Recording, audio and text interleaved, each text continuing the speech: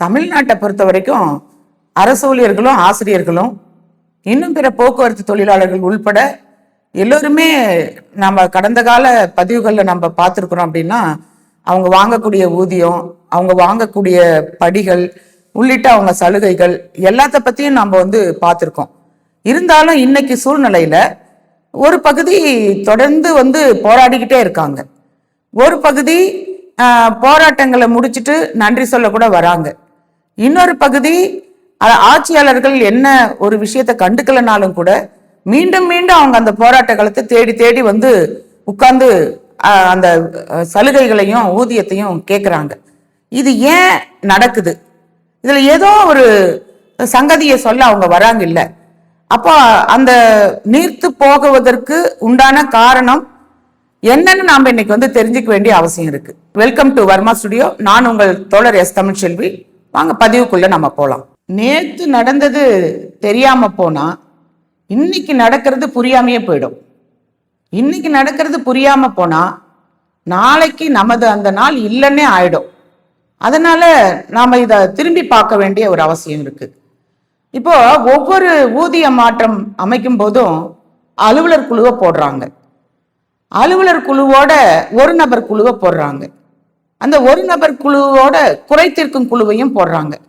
இந்த 3 குழுவும் சேர்ந்து அந்த ஊதிய மாற்றத்தின் போது போடப்பட்ட அந்த ஊதிய மாற்றம் எல்லா தரப்பு மக்களுக்கும் ஒரு சமச்சீரான ஊதிய முரண்பாடுகள் அற்ற அந்த ஊதியம் எல்லா பிரிவுக்கும் கிடைக்குதா அப்படின்னு ஆராய்ச்சி பார்த்தாலே இப்படிப்பட்ட போராட்டங்கள் தேவையில்லை. ஏன் அப்படின்னு சொன்னா 1947 தான் மத்திய அரசு ஊழியர்களுக்கு ஒரு ஊதிய மாற்றத்தை அமல்படுத்தினாங்க. 1947 அமல்படுத்தின ஊதிய மாற்றம் தமிழ்நாட்டில் வாங்குறதுக்கு அந்த முதல் ஊதிய குழுவை வாங்குறதுக்கே ஒரு 13 வருஷத்தை போராடி தான் அந்த ஊதிய குழுவே வாங்கியிருக்காங்க.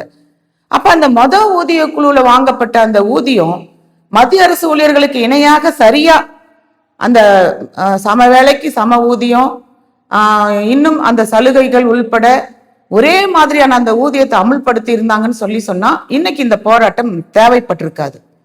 அப்போ அந்த 13 ஆண்டுகளுக்கு வாங்கின பின்னாடி அந்த ஊதிய மாற்றத்துல குறைபாடுகள் இருந்தது. இப்ப வரைக்கும் தொடர்ந்து அது ஒரு நீட்டிப்பு விஷயங்களுக்கு போயிடுச்சு. அதே மாதிரி 1988 மத்திய அரசுக்கு இணையான ஊதியத்தை கொடுக்குறேன்னு சொல்லிட்டு நடந்த போராட்டத்தின் போதும் ஒரு கொள்கை அளவில் ஏத்துக்கிட்ட அந்த ஊதிய மாற்றம் இன்னைக்கு வரைக்கும் பல முரண்பாடுகளோடு அப்படியே தொடர்ந்துகிட்டு இருக்கு.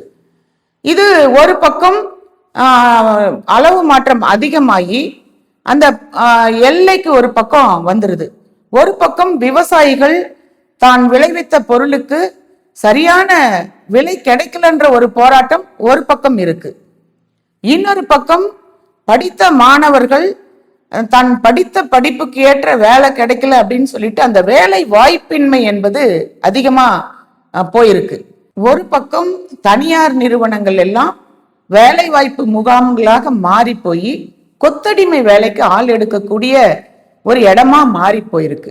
இன்னொரு பக்கம் கீழ்த்தட்டு மக்களுக்காக குரல் கொடுத்து கொண்டிருந்த கட்சிகள் எல்லாம் இன்னைக்கு ஆளும் அரசாங்கத்தோடு கைகோர்த்து கொண்டு வேடிக்கை பார்க்கக்கூடிய ஒரு சூழ்நிலைக்கு மாறி போயிருக்கு. இப்போ இன்னொரு பக்கம் ஆட்சியாளர்கள் இலவசங்களை மட்டுமே கொடுத்துட்டு மக்களை சரி செய்யக்கூடிய ஒரு சூழ்நிலையும் மாறி போயிடுச்சு. இப்போ இதெல்லாம் தொடர்ந்து வரக்கூடிய இந்த சூழ்நிலையில இப்படிப்பட்ட ஒரு போராட்டங்கள் ஒரு உத்தரவாதப்படுத்தப்பட்ட ஊதியத்தில் இருக்கக்கூடிய அரசு ஊழியர்களும் ஆசிரியர்களும் இந்த போராட்டங்களை தொடர்ந்து நடத்துறாங்களே அப்படின்னு சொல்லிட்டு ஒரு வெறுப்பு ஒரு பக்கம் மக்களுக்கு வராதா, சாமானிய மக்களுக்கு வராதா அப்படின்ற ஒரு கேள்வியும் முணுமுணுப்பும் கூட ஒரு பக்கம் இருக்கு. ஆனா எல்லாரும் ஒரு விஷயத்தை நம்ம தெரிஞ்சுக்கணும். அரசு ஊழியர்களும் ஆசிரியர்களும் வாங்கக்கூடிய அந்த ஊதிய மாற்றம் என்பது ஏதோ போராடி வாங்குறாங்க அப்படின்னா அது அவங்க குடும்பத்துக்கு மட்டும் சென்று சேர போறதில்லை. இன்னைக்கு இந்த நாட்டினுடைய ஸ்திரத்தன்மை, சமூக மாற்றம், சமூக ஏற்றம், உலகளாவிய அளவுல அந்த ஊதிய மாற்றத்தை கொண்டு செல்வதற்குண்டான ஒரு மதிப்பீடு எல்லாமே இந்த ஊதிய மாற்றத்துக்குள்ளதான் இருக்கு. உலக அளவுல அரசு ஊழியர்களுக்கு நிர்ணயிக்கப்படக்கூடிய அந்த ஊதிய விகிதம் தான் தனியார்ல வேலை பார்க்கக்கூடிய ஊழியர்களுக்கும், அதே போல தற்காலிகமா வேலை பார்க்கக்கூடியவங்களுக்கும், தினக்கூலியில வேலை பார்க்கக்கூடியவங்களுக்கும் அந்த ஊதிய நிர்ணயம் என்பது நிர்ணயிக்கப்படுது. அப்போ இவங்க வாங்கக்கூடிய அந்த ஊதியம் என்பது ஒரு சமூக முன்னேற்றத்திற்கான ஒரு ஏற்பாடு தானே தவிர மற்றவ ஒன்றும் கிடையாது. அப்போ அவங்க வாங்கக்கூடிய ஊதியத்தினுடைய அளவை பொறுத்து தான் அந்த வாங்கும் சக்தி என்பது அதிகரிக்குது. அந்த வாங்கும் சக்தியினுடைய அதிகரிப்பின் மூலமாக நாட்டினுடைய பொருளாதார வளர்ச்சி என்பது இருக்கு.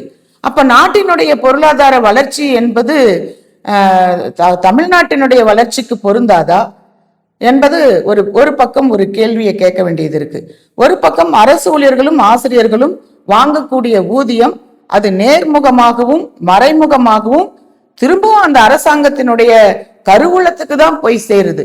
அந்த அடிப்படையில் அவங்களுடைய வாங்கும் சக்தியை அதிகரிப்பதன் மூலமாக அனைத்து தரப்பு மக்களுடைய வாழ்வாதாரமும் ஏற்ற முகத்தில் போகுதுன்றதுதான் உண்மையான விஷயம். ஆனா கடந்த 20-25 வருஷமா இவை எல்லாமே தலைகீழா மாறி போயிருக்கிறத நாம பார்க்கலாம். ஒரு பக்கம் தேவைக்கேற்ற குறைந்தபட்ச ஊதியம் கொடுக்காத ஒரு சூழ்நிலையில ஒரு பகுதி போராட்டம் என்பது நடக்குது. இன்னொரு பக்கம் கிராமப்புறத்தில் இருக்கக்கூடிய மாணவர்களுடைய அரசு மருத்துவமனைகளில் பணிபுரியக்கூடிய அந்த மருத்துவ மாணவர்களுடைய 50% அந்த மருத்துவ மேல் படிப்புக்கு உண்டான அந்த இடம் கிடைக்கலன்ற ஒரு விரக்தியினுடைய ஒரு பகுதி ஒரு போராட்டமா மாறி போயிருக்கு. இன்னொரு பக்கம் தமிழகத்துல நீட் தேர்வுக்கு உண்டான விதிவிலக்கு வேணுன்ற ஒரு பகுதியினுடைய போராட்டம் மாறி போயிருக்கு. ஒரு பக்கம் நடுத்தர கீழ்த்தர மக்களினுடைய அன்றாட தேவைகளுக்கு உண்டான அந்த வாழ்வாதாரம் இல்லைன்னும் போது அதுவே ஒரு கேள்விக்குறியா மாறி போய் ஒரு பக்கம் நிக்குது. இன்னொரு பக்கம் டிஎன்பிஎஸ்சியினுடைய அந்த குரூப் தேர்வினுடைய அந்த மாணவர்கள் பல லட்சக்கணக்கான மாணவர்கள் ஒரு 2000 போஸ்டுக்கு 3000 போஸ்டுக்கு அந்த தேர்வை எழுதி அந்த விரக்தியில ஒரு பக்கம் விரக்தியினுடைய எல்லைக்கு அந்த போராட்ட நிலைக்கு கொண்டு போய் தள்ளுது. இப்படி ஒவ்வொரு போராட்டமும் சமூக முன்னேற்றத்திற்கு உண்டான அனைத்து தரப்பு மக்களோடு இணைந்த ஒரு பிணைந்த ஒரு போராட்டமாக மாறி போயிருக்கிறது அப்படின்னு சொன்னா இது ஏன் எந்த இடத்துல இருந்து தொடங்குது அப்படின்றத நம்ம பார்க்கணும். இதுவே கூட பார்த்தோம்னா இது ஒரு 10 நாள் நடக்கக்கூடிய விஷயம் இல்ல, ஒரு 10 மாதங்கள் நடக்கக்கூடிய விஷயமா பார்க்கல, ஒரு 10 ஆண்டுகள் நடக்கக்கூடிய விஷயமா பார்க்கல. தமிழ்நாட்டுல கலைஞர் வந்தா அவர் செய்வாரு, அம்மா வந்தா இவங்க செய்வாங்க, ஆட்சியாளர்கள் வந்தா இவங்க செய்வாங்க என்று ஒவ்வொரு தரப்பிலும் மக்கள் நீர் பூத்த நெருப்பு போல காத்து காத்து நின்று இறுதியாக போர்க்களம் போக வேண்டிய ஒரு சூழ்நிலை தான் இந்த போராட்டங்கள். இப்போ அரசு ஊழியர்களும் ஆசிரியர்களும் ஒரு புற சூழ்நிலையை புறந்தள்ளிவிட்டு ஒரு போராட்ட களம் புகர்ந்து வராங்க அப்படின்னு சொன்னா அதுல என்ன நினைக்கிறாங்கன்னா, நம்ம முன்னோர்கள் சிரமப்பட்டு பல தியாகத்தை கொடுத்து பல உயிர் விலைகளை கொடுத்து வாங்கி கொடுத்த அந்த ஊதியத்தையும் சலுகைகளையும் தக்க வச்சுக்கணும் அப்படின்ற ஒரு உணர்வோட இன்னைக்கு வராங்க. அப்போ அதை தெரிஞ்சுக்கணும் அப்படின்னு சொன்னா ஏன் அரசு ஊழியர்கள் உருவான வரலாறு, அவங்க உருவாகி அந்த ஊதியத்தை வாங்கி கொடுத்தது எவ்வளவு சிரமன்றதை நம்ம தெரிஞ்சுக்கணும் இல்லையா? வாங்க தெரிஞ்சுக்கலாம். இன்னைக்கு அரசு ஊழியர்களுக்கும் ஆசிரியர்களுக்கும் கொடுக்கக்கூடிய ஊதியத்துக்கு ரொம்ப கணக்கு பார்க்கக்கூடிய ஒரு சூழ்நிலையில இருக்குதுன்றதை நம்ம பார்க்குறோம். ஆனா இந்த தேசத்தையும் தேசத்தினுடைய பாதுகாப்பையும் தேசத்தினுடைய வளர்ச்சி பணிகளையும் முன்னாடி எடுத்துட்டு வந்தவங்க தான் அரசு ஊழியர்கள். அப்போ எப்படி இதை கணக்கு பார்க்கக்கூடிய சூழ்நிலைக்கு தள்ளுறாங்கன்னு நமக்கு தெரியல. முன்னாள் அப்படின்னு சொன்னோம்னா அரசு ஊழியர்கள் தோன்றிய அந்த வரலாற்றை திரும்பி பார்த்தோம்னா 1715 வருஷம் மேற்கு வங்காளத்துல கொல்கத்தாவினுடைய வடக்கு பகுதியில பாகிரதி என்ற இடத்துல பிளாசி என்ற போர், அதான் பிளாஸ்டிக் போர்னு சொல்றோம் இல்லைங்களா, அந்த போர் நடந்தது. பிரிட்டிஷ் அரசாங்கம் என்ன பண்றாங்க, எப்படியாவது இந்திய நாட்டை தன் கைவசத்துக்குள்ள கொண்டு வந்துடணும் அப்படின்னு சொல்லிட்டு போரிடும் பொழுது அந்த போரிட்டு வென்ற பின்னாடி அந்த கிழக்கிந்திய கம்பெனிகள் முழு ஆதிக்கத்தையும் செலுத்துறாங்க. அந்த முழு ஆதிக்கத்தையும் செலுத்தக்கூடிய சூழ்நிலையில கூட, அதாவது 1800 வாக்குல, அந்த பிளாஸ்டிக் போருக்கு பின்னாடி 1800 வாக்குல அந்த கிழக்கிந்திய கம்பெனிகள் கிட்ட குமாஸ்தாக்களாக அரசு ஊழியர்களாக வேலை பார்க்குறாங்க. இவர்களே அரசு ஊழியர்களாக அன்னைக்குதான் அறிமுகம். அரசு ஊழியர்கள்னாவே அங்கதான் கிழக்கிந்திய கம்பெனிகள் கிட்ட குமாஸ்தாக்களாக உருவானவர்கள் தான் அரசு ஊழியர்கள் அப்படின்னு நம்ம தெரிய வருது. அந்த கிழக்கிந்திய கம்பெனி கிட்ட குமாஸ்தாக்களையும் சேவகர்களையும் அரசு ஊழியரா சேர்த்துனாங்க இல்லைங்களா? அப்பதான் அந்த கிழக்கிந்திய கம்பெனியிலுடைய இராணுவத்துல சிப்பாய்களாக இந்திய மக்களை இணைச்சிக்கிறாங்க. அப்போ இணைச்சிக்கும் போது ஒரு 1830-40 அந்த வாக்குல அப்படின்னு நினைச்சு பார்த்தீங்கன்னா, அந்த அவங்க கிழக்கிந்திய கம்பெனிகளுக்கு ரொம்ப விசுவாசமா இருக்கிறதா நினைச்சு பல பணிகளை விசுவாசத்தோட தான் செய்யறாங்க. ஆனா அந்த கிழக்கிந்திய கம்பெனி என்ன பண்றாங்க தெரியுங்களா? அந்த கிழக்கிந்திய கம்பெனியினுடைய ஆளுகைக்கு உட்படாத மன்னர்கள், இப்ப மன்னர்கள் தானே, அந்த மன்னர்கள் வாரிசு இல்லாம அவங்க இறந்துட்டாங்க அப்படின்னு சொல்லி சொன்னா, அந்த ராஜ்யத்தை இவங்க யாரும் கேட்பாருத்து இந்த கிழக்கிந்திய கம்பெனி பிடிச்சுக்கிறது. அப்போ அவங்கள தன்னுடைய ஆளுகைக்கு கீழே கொண்டு வர்றது ஒரு பக்கம். இன்னொரு பக்கம் சிப்பாய்களையும் குமாஸ்தாக்களையும் சேவகர்களையும் அரசு ஊழியர்னு சொல்லிட்டு வேலை வாங்குறாங்க இல்லையா? அவங்க பகுதியில ஒரு பிரிவினையை உருவாக்குறதுக்காக என்ன பண்றாங்க, நீங்க பயன்படுத்தக்கூடிய அந்த துப்பாக்கியினுடைய முனையில கிரீஸ் மாதிரி இருக்கக்கூடிய அந்த பொருள் இந்துக்கள் புனிதமாக வணங்கக்கூடிய பசுமாட்டினுடைய கொழுப்பு அப்படின்னு சொல்லி அவங்க மத்தியில ஒரு எதிர்ப்பை கொண்டு வர்றது. இன்னொரு பக்கம் முஸ்லிம்கள் அருவருப்பாக நினைக்கக்கூடிய பன்றியினுடைய கொழுப்பு என்று சொல்லி ஒரு பக்கம் அந்த சிப்பாய்கள் குமாஸ்தாக்கள் சேவகர்கள் இவர்கள் மத்தியில ஒரு எதிர்ப்பு உணர்ச்சியை கொண்டு இவங்களுக்குள்ளேயே ஒரு போர்க்குணத்தை உருவாக்கக்கூடிய வேலையை அந்த கிழக்கிந்திய கம்பெனி அன்றைய அரசு ஊழியர்களாக இருக்கக்கூடிய குமாஸ்தாக்கள் மத்தியிலையும் சேவகர்கள் மத்தியிலையும் சிப்பாய்கள் மத்தியிலும் கொண்டு வந்தது என்பது மிகப்பெரிய ஒரு கொதிப்பை உண்டாக்கி இருக்கிறதா நாம் அந்த வரலாற்றுல பார்க்கிறோம். இந்த கழகம் தாங்க சிப்பாய் கழகம் அப்படின்னு சொல்லிட்டு பேர் வந்தது. இப்போ ஒரு பக்கம் சிப்பாய்களையும் சேவகர்களையும் குமாஸ்தாக்களையும் விட்டு அரசு ஊழியர்கள் என்ற பெயரை கொடுத்துட்டு அவங்க மத்தியில ஒரு வெறுப்புணர்வை கொடுத்து ஒரு போருக்கு தூண்டுறது.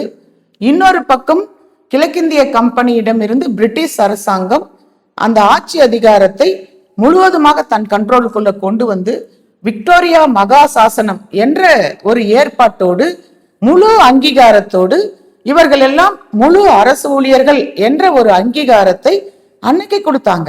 அதாவது அந்த சிப்பாய் கழகம், அதுல ஏற்பட்ட அந்த போர்ல ஆயிரக்கணக்கான லட்சக்கணக்கான சிப்பாய்களை கொன்று குவித்த பிறகுதான் இவர்கள் முழு நேர அரசு ஊழியர்கள் என்று விக்டோரியா மகா சாசனம் அறிக்கை கூறியது என்று சொன்னால் எவ்வளவு பெரிய தியாகத்தை அரசு ஊழியர்கள் என்ற பெயரை வாங்குவதற்காக செய்திருக்கிறார்கள் என்பதை நாம் பார்க்க வேண்டிய அவசியம் இருக்கு. இந்தியாவை தன்னுடைய நேரடி பொறுப்புல ஏற்றுக்கொண்ட அந்த பிரிட்டிஷ் அரசாங்கம் தன்னுடைய ஆதிக்கத்தை விரிவுபடுத்தக்கூடிய வகையில பொது பணி முறை கொண்டு வராங்க. காரன் வாலிஸ் என்ற ஒரு ஆங்கிலேய அரசு ஆளக்கூடிய அந்த பிரிட்டிஷ் ஆட்சியாளர் தான் நீதிபதிகள், வருவாய்த்துறையில் இருக்கக்கூடிய ஊழியர்கள் உள்ளிட்ட எல்லா துறையுமே கொண்டு வருவதற்குண்டான அந்த பேசிக்க அன்னைக்குதான் அவங்க கொடுக்குறாங்க. இது எல்லாமே கொண்டு வந்த பின்னாடியும் கூட குமாஸ்தாக்கள் உள்ளிட்டு எல்லோருக்குமே கல்வி முறையில மாற்றம் கொண்டு வரணும் அப்படின்னு சொல்லிட்டு மெக்காலே கல்வி முறையை கொண்டு நிறைய ஆசிரியர் பணியிடங்களை கொடுக்குறாங்க. அப்ப நீதிபதிகள், கலெக்டர்கள், வருவாய்த்துறை பணியிடங்கள், ஆசிரியர் பணியிடங்கள் உள்ளிட்ட பணியிடங்கள்லாம் தன்னுடைய ஆதிக்கத்தை விரிவுபடுத்துவதற்காக போடப்பட்ட அந்த பணியிடங்களாக பார்க்கப்படுது. அப்ப இந்த பணியிடங்களில் இருக்கக்கூடியவர்கள் என்ன பண்ணணும்னு சொன்னா, நடை உடை பாவனையில் இந்தியரா இருக்கணும், ஆனா மனோபாவத்துல ஆங்கிலேயரா இருக்கணும். அப்படி இருந்தாலும் கூட அவங்களுக்குள்ள ஒரு மோதல் போக்க, ஒரு கொத்தடிமை முறையில, இன்னொரு பக்கம் நாட்டு மக்கள் பசி, பட்டினி, பஞ்சம் ஒரு பக்கம் இதெல்லாம் அதிகமாய் போச்சு.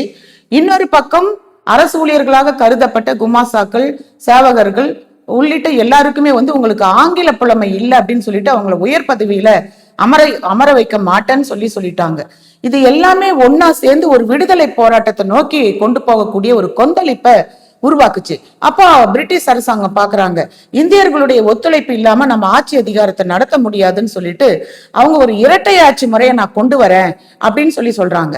அப்ப அந்த இரட்டை ஆட்சி முறையும் ஏற்றுக்கொள்ள முடியாத ஒரு சூழ்நிலையில பிரிட்டிஷ் அரசாங்கம் சொல்றாங்க, நீங்க விடுதலை போராட்டங்களுக்கு ஆதரவு கொடுக்க கூடாது, விடுமுறை நாட்கள்ல அந்த பணிகளை போராட்ட நடவடிக்கைகளுக்கு ஈடுபடக்கூடாது, மறைமுகமாக அவர்களுக்கு எந்த விதமான உதவியும் செய்யக்கூடாது என்று ஒரு கடுமையான நிர்பந்தத்தை பிரிட்டிஷ் அரசாங்கம் போடும்போது அதை ஏற்றுக்கொள்ள முடியாமல் எல்லோருமே போராட்ட களத்திற்கு நோக்கி வராங்க. அப்போ 1861 முனிசிபல் சிவில் சட்டம் என்ற ஒரு சட்டத்தை கொண்டு வராங்க. முனிசிபல் சிவில் சட்டம், முனிசிபல் போர்ட் சட்டம், அதாவது டிஸ்ட்ரிக்ட் போர்ட் சட்டம், இந்த எந்த சட்டங்களுமே அந்த அரசு ஊழியர்களை கட்டுப்படுத்தக்கூடிய இடத்துல இல்லாத சூழ்நிலையில வேற வழியே இல்லை அப்படின்னு சொல்லிட்டு ஆங்கிலேய தரப்புல இருந்து 2 பேரையும் இந்திய தரப்புல இருந்து 2 பேரையும் கொண்டு இந்திய தேசிய காங்கிரஸ் என்ற ஒரு அமைப்பை உருவாக்குறாங்க. அந்த 2 பேர் தான் யாருன்னு பார்த்தோம் அப்படின்னு சொன்னா, ஆலன் ஆக்டேவியன் ஹியூம் என்றவரும் வெட்டர்பின் என்றவருடைய தலைமையிலையும், தாத்தாபாய் நவ்ரோஜி என்றவருடைய தலைமையிலையும், சுரேந்திர பானர்ஜி என்ற இந்தியர்களுடைய தலைமையிலையும் கொண்டு வராங்க.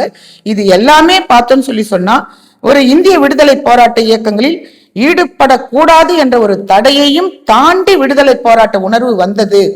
1904 வருஷம் அரசு ஊழியர்களுடைய நன்னடத்தை விதிகள் உருவாக்கப்பட்டு பிரிட்டிஷ் அரசாங்கத்தால் அவர்களுடைய ஜனநாயக அந்த உரிமைகளே கேள்விக்குறியா மாறி போச்சு. ஒரு பக்கம் பதுக்கல், சுரண்டல், மக்களுடைய வாங்கும் சக்தி குறைவு ஆகிய காரணங்களால் ஒரு பக்கம் போராட்ட களத்திற்கு வந்துட்டாங்க.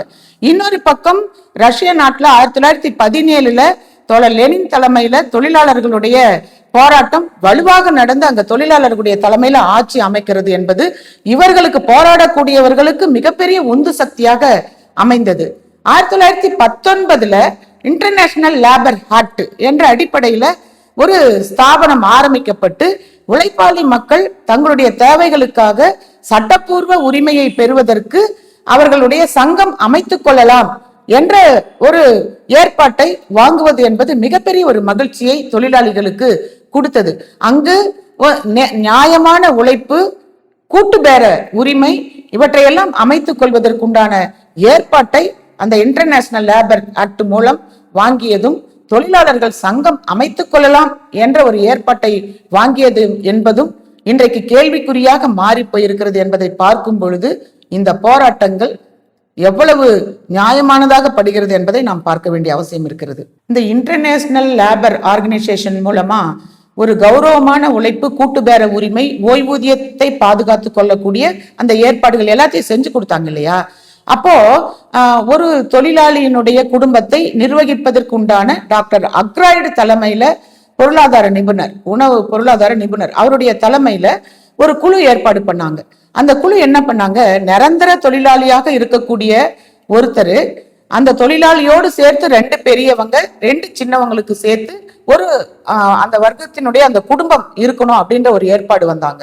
அப்ப அந்த குடும்பத்துக்கு ஒரு நாளைக்கு 2700 கலோரி ஒருத்தருக்கு சாப்பாடா கொடுக்கணும் அப்படின்ற ஒரு ஏற்பாடையும் அவங்க நிர்ணயம் பண்ணாங்க.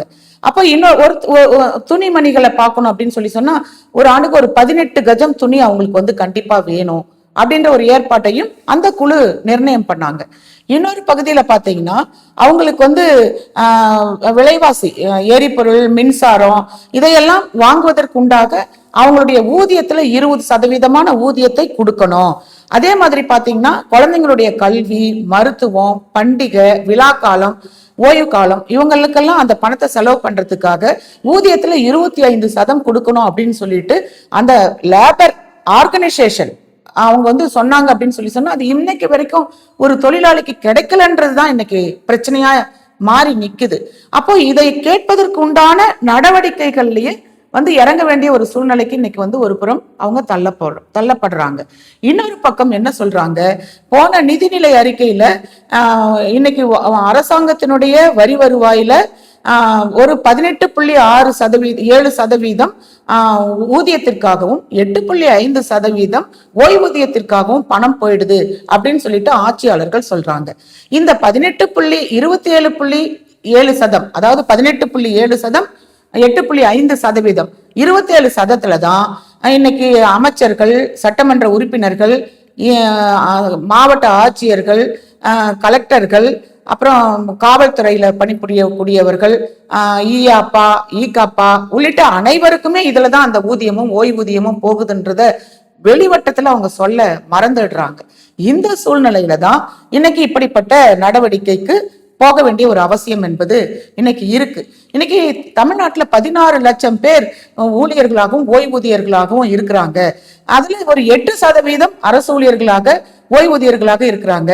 வரக்கூடிய வருவாயில 71% பணம் இவர்களுக்கு செலவுக்கு கொடுத்து ஊதியமாவும் ஓய்வூதியமாவும் கொடுத்துடுறோம். மீதி இருக்கக்கூடிய குறைந்தபட்ச ஊதியத்துலதான் தமிழ்நாட்டை நடத்தி போறோம். இது சிரமமா இருக்கு.